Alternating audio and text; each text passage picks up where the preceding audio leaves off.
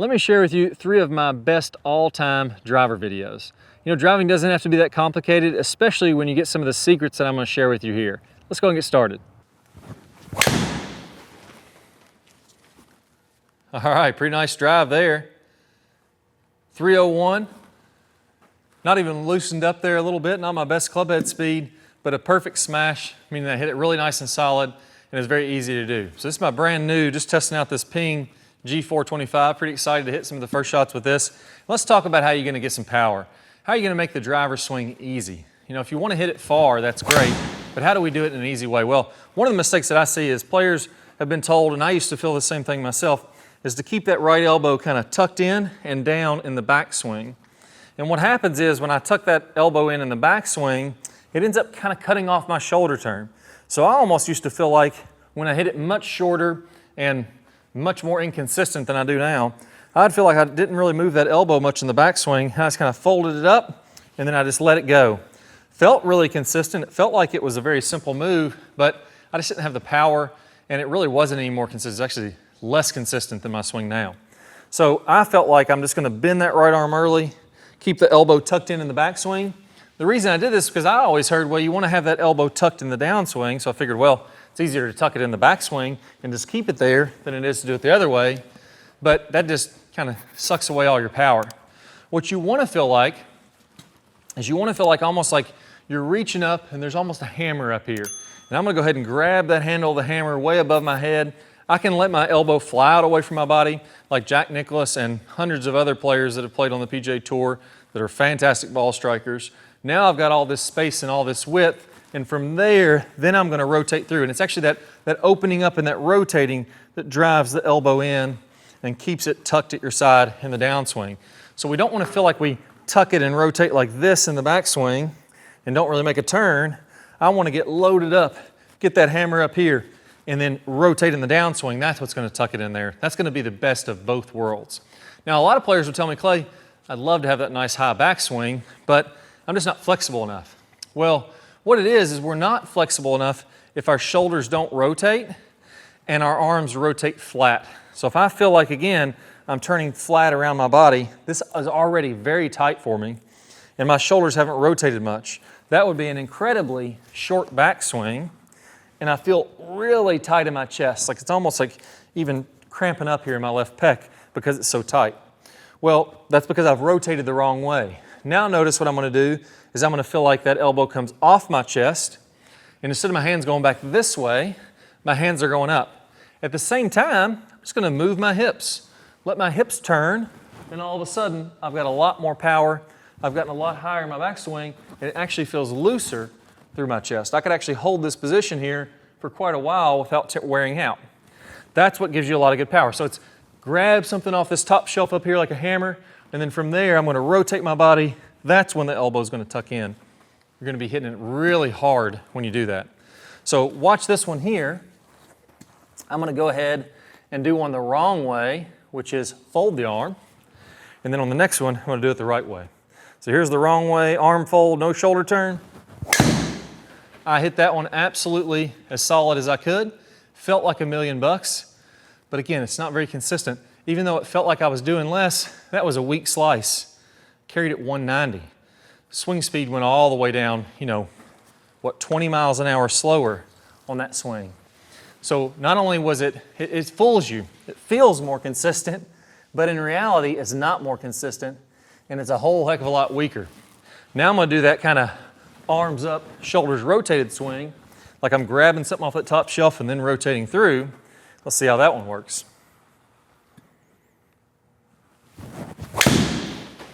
A lot more power. And again, a lot more club head speed, nice little tight draw there, straighter path or straighter ball shape than the one before. 24 miles an hour more club head speed, 311 yards, almost over 100 yards farther carry. So it's just being an athlete. If I don't rotate my body that way, I can't be athletic. Now, another misconception with this, the second piece of this, is feeling like, I've lost my tee here.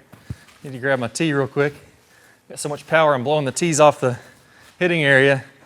But here when we're making our downswing, we actually want to get that right shoulder coming through the shot. So when I've loaded up, I get everything turning behind me. As I go through, I'm rotating everything through. When I did that kind of lever action, it's like nothing moved. My shoulders didn't move and everything just folded up and unfolded. Again, seems simple, it just really doesn't work. Instead of that fold, unfold, where my shoulder doesn't move, I want to turn my shoulder back, grab something off the shelf, turn my shoulder through the shot, and the key here is to feel like your right shoulder's facing the target when you come on through. Let's give that a whirl. So I'm going to do the exact same thing, grab something off the shelf, rotate through. Oh, it actually thought I hit a little ball there. Must have read the club moving through. When I come through, I'm going to point my right shoulder as far as I can to the target. All right, let's try one out here.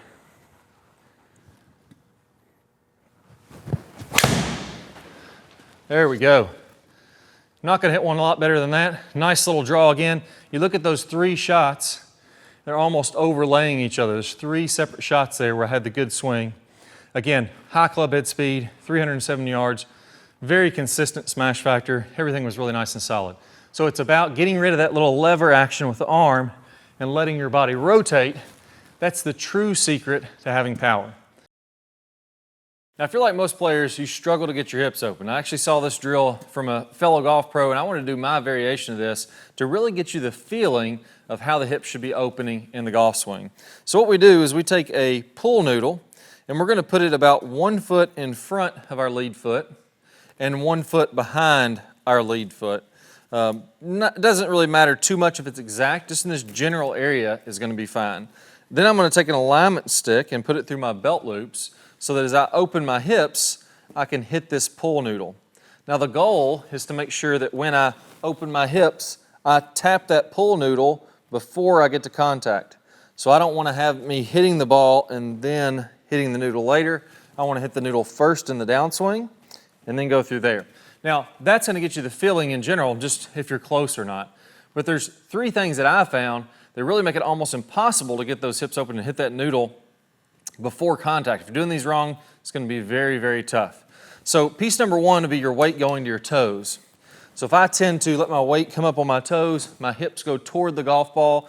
When my hips go toward the golf ball, obviously I'm getting farther away from this pool noodle, and it's very difficult to have my hips open. That's the same thing as if you're getting a little steep and you tend to stand up or back out of the shot with your chest. That's the same thing as that weight going to your toes, and if I do that, I'm nowhere near this pool noodle now. So the trick with this is once you start your downswing, feel like your weight actually goes towards your heels. Like this is going to back up and get closer to that pool noodle. That also makes it very easy to open, and I can see when I do this, my front toe almost wants to come off the ground slightly. So I'm pushing from my front toe and then it goes back to the heel after that. And I feel like I'm really rotating everything. I'm smacking that noodle when my club is way back here somewhere. That's the first piece. So if you're going toward your toes, man, it's going to be tough to get those hips open. Piece number 2, a lot of times players will set up with their toe very square. So not only are they going toward the toes in the downswing, standing up out of their posture, but then it's very difficult to open up your hips when this is happening. I have a great little test for this. Set with your feet perpendicular to the target, so my toes straight ahead. My left toe will be pointing to my golf ball here. And I want you to lock your knee, your left knee, and I want to see how much I can keep this foot flat on the ground and rotate without either bending that knee or letting my foot roll up off the turf. So you'll notice here, if I cheat, my foot has to kind of roll off the turf and I can get more rotation. I want to keep it dead square and my knee locked. My right knee can go ahead and bend, but I'm going to rotate as much as I can there. You'll feel that getting really tight in your left hip. And most players can get about 45 degrees. To get more than that, you either have to let your knee bend or to roll that foot off the turf. Now what that's doing there is that's a trick to see how much rotation you have in your hip socket. So if my knee stays, or my toe stays forward, my knee stays locked, that's testing how much my upper part of my femur can rotate in the hip socket just with my normal range of motion. Now some players doing this will only be able to turn 15, 20 degrees. If that's the case, I've got a perfect drill for you, or a perfect tweak for you to do. Other players may be like Gumby, I can't do this, but they may be able to turn the hip like that, get this all the way back there. Well, I had to roll my toe and bend my knee to do that. I had to cheat a little bit. So test your own range of motion. And if that's you, if you're the person who can only turn 10 or 15 degrees, all you need to do is go ahead and flare that front foot out about 45 degrees. You see players do this all the time. I see pros set up like this all the time. Now that turns out my upper part of my femur where it goes into my hip, and I've preset my hip socket essentially open or rotated outward.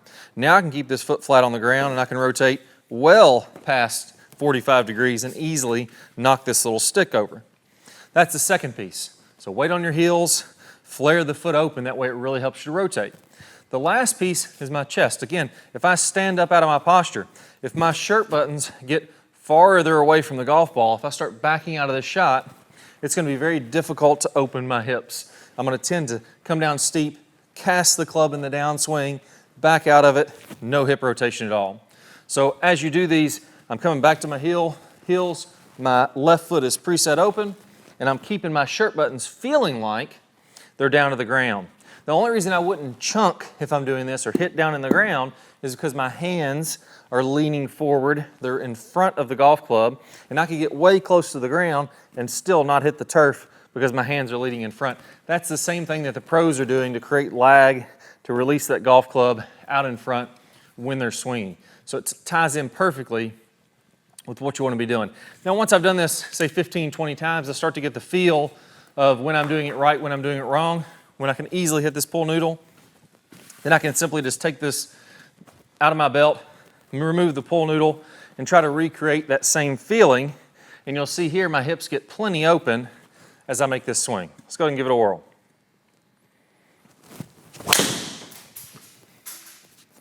All right, hit that one pretty solid. I think my tee flying around the warehouse here, it may have gone farther than the golf ball. We can see there, now that I got it open, I was easily able to clear out of the way through that shot. 302 total distance, nice and solid shot. There are many ways to add club head speed. You can work on your ground force reactions. You can work on getting some lag. But I've really only found one way that's going to help you to instantly add club head speed to your game, and that's creating more space and time to accelerate the club. The more space and time you have to accelerate the club, the more speed you can generate, and the more ultimately the distance that you can get from that. So how do we do that? So there's a horizontal component, and then there's also a vertical component. The horizontal components would be how we turn our hips and turn our shoulders, right? So if I don't turn my hips and turn my shoulders, and I just kind of get my arms over here, it's going to be very, very difficult for me to create speed from here. I need to go ahead and turn my hips and turn my shoulders so I can get that club going back further. We also have a vertical component. So this is where I'm talking about lifting the club up, getting the club up higher in the air. If I bring that club back here, even if I turn my hips and my shoulders a lot, I just don't have a lot of space and time to accelerate the club. I need to get those arms up higher so that way I have a lot more space. So how do we work on this? So the first thing I want to do here is show you what a swing would look like if I restricted those things. Because I see people in lessons all the time who are really restricting these things and robbing themselves of distance. Then they work on these things and instantly they've added a lot of club head speed. I've seen people add more than 20 miles per hour just by working on these things that I'm going to be talking about. So in this swing here, I'm going to try to restrict my turn, my horizontal components, and my vertical components and see what kind of speed I can generate. I'm going to be honest with you, I'm not really sure where this is going to go. I'm hoping I can hit it solid. But I'm going to try to hit this with a lot of effort here and see what kind of speed I can generate by doing what feels like to me is very, very restrictive. It may not look super restrictive on video. Hopefully it does, but I'm going to really, really try to restrict myself and see what I can do. So that I hit way off the heel. Didn't hit it very good, didn't go very far, but I got 105 miles per hour there. I just felt super rushed. I actually came over the top there a little bit and just hit a pull off the heel, carried about 205 yards, and only had a smash factor of 1.35. That's not my best right there. Had a lot of spin too, because I felt like I had to rush it so much because I was trying to give it so much effort. Got 105 miles per hour, which isn't too bad, but that's definitely much lower than my normal. So how can I instantly add that club head speed? So first what I want you to do is grab an alignment stick and get in your stance here and put it just inside your trail foot there. And what this is going to add, this is going to act is where you want to get the shoulders to turn with this club across your shoulders here. So what I want you to do is I want you to take this club, put it across your shoulders, and I apologize if this is hitting the mic, but what we want to do is I want you to turn your shoulders and match it up to that club on the ground. Now the reason why we have it on that trail foot is that one thing I see a lot of people do in an effort to create more space and time is they will actually kind of lean back this way, right? So if you imagine I have this, I'm taking my swing. Now this is lengthening my swing. I am getting the club to go back further. I am creating more space and time, but that's not the way you want to do it. That's going to lead to a lot of issues in the golf swing. That's going to lead to most likely an over the top. You're going to tend to kind of fall away in the downswing when you do that. So it's just very, very hard to be consistent if we're really leaning toward the target. We want to stay behind the golf ball, get nice and loaded up so that way we can shift our weight more easily. So that's why we're putting that on the trail foot here. So initially we're going to work on these horizontal components. So that's the hip turn and the shoulder turn. And I know you may be thinking, I'm not flexible, I'm not going to be able to turn very much. Well, I'm not flexible either. I'm actually very, very unflexible in my lower body. I'm working on it right now to hopefully get some freed up. But what I have to do, because when you turn your hips, your trail leg is internally rotating. So it's going like that. You can see there, I have a hard time doing that. So what I have to do is I have to turn my trail foot out a little bit. And that helps free me up to turn my hips a little bit more. So I'd highly recommend doing that. One other thing I'd recommend doing is letting this heel, this lead heel, come off the ground. It's completely fine to do that. I know a lot of you may have been told, hey, keep your feet on the ground, but that's a total myth. Look at players like Jack Nicklaus, Bubba Watson. There's lots of players out there who lift that heel off the ground. I've seen Tiger do it sometimes. So go ahead and let that heel come off the ground. That can help free up the hips. If you keep that heel on the ground, it can act as an anchor for your hips and not allow those to free up. One last piece would be to drop this trail foot back a little bit. That can help you to get turned away a little bit more. So those things, the hips are the number one thing that I see people struggle with as far as the horizontal components. Most people are able to get a good turn between the shoulders and the hips. It's the hips and the ground where I usually see the issues. So free those things up by doing that. So get this club across the shoulders here. And what I want you to do is I want you to do 3 backswings, and then on the last one, do a downswing. So the reason why I want you to do this is I want you to create momentum here to really get that, feel that good stretch. So I've got my trail foot turned out a little bit to help me turn a little bit more. I'm going to go 1, 2, and then the last one, 3. I'm going to swing all the way through. And I really want you to feel that stretch in the turn there and get that nice and matched up there. If I'm looking right down with my eyes here, I can see that my club is going right down that. So do that a few times, you know, get in 4 or 5 reps of doing that. And now let's get the club in our hands and try to replicate that same motion. So again, I'm going to free up my hips, free up my shoulders. I'm going to allow myself to get a good turn here. And again, I'm going to do 3 pumps. I'm going to go 1, 2, and then the last one, 3. I'm going to swing through into the full finish. And you can feel there how much time you're going to have to accelerate the club. It's going to feel like you're creating more effortless speed when you do that. So get in a few more reps with that, and then let's move on to the vertical component. So the vertical component is getting those arms up in the air. So when we're getting the hands raising up, that's essentially like doing a touchdown signal, like a football referee doing a touchdown signal. That's essentially what's happening. We're just lifting the arms straight up. So what I want you to do again is add this feeling in with the last one. We were getting the big turn and matching your shoulders up. Let's also feel like we're getting that touchdown feeling, like we're lifting the club. We're taking this club up an elevator shaft. That's what we want to feel like is happening. So I'm going to implement that same thing and go nice and slow at first. If you're someone who swings very, very flat right now, this is probably going to feel really weird. So go nice and slow at first, and then build up the speed from there. So again, I'm going to do three pumps here, and on the last one, I'm going to swing through, and I'm going to feel big shoulder turn and doing a touchdown signal, feeling that club go basically straight up in the air. So if you watch me here, I'm going to go 1, 2, and then 3 on the last one. I'm going to swing all the way through. So you can see I went nice and slow there. Build up the speed, build up to much, much faster speed. So now let me take a swing here after I've worked on getting that good stretch, freeing up my hips, freeing up my shoulders, getting those arms to go up higher. And let's see if I can get some nice club head speed boost here from working on those. I get my tee in the ground here. All right, so let me move this out of the way.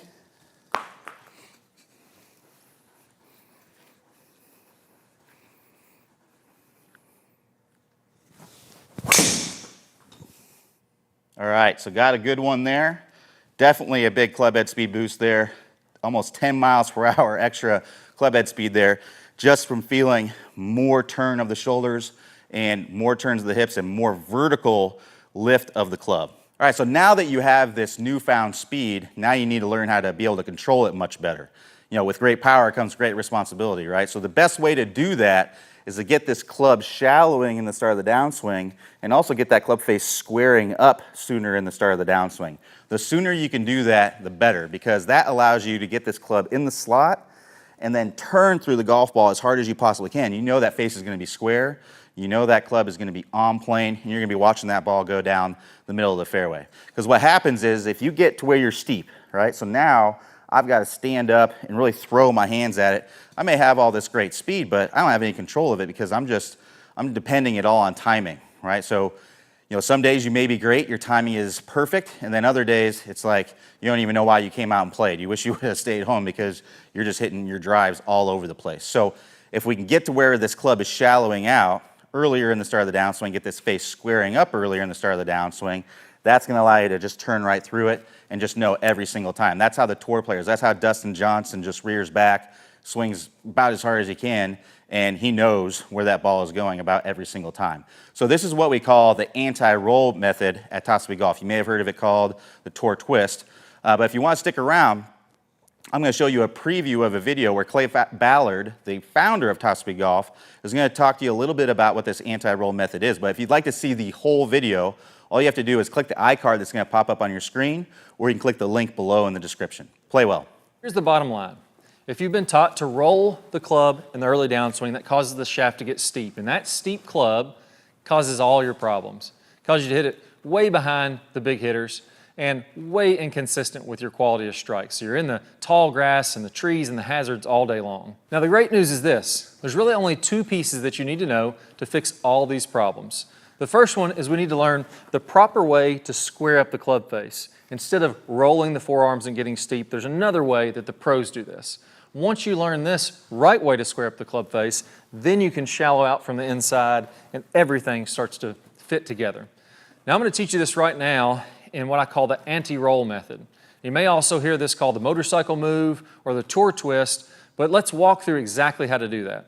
Now what I want you to do is go ahead and go kind of in the last parallel in the downswing. So here, I want my hips to go ahead and be opening up. I want my club to be parallel with the ground, and I want my hands to be in front of my right thigh. Now, when I take my grip, you're going to notice that when I do this, the club face is basically straight up and down.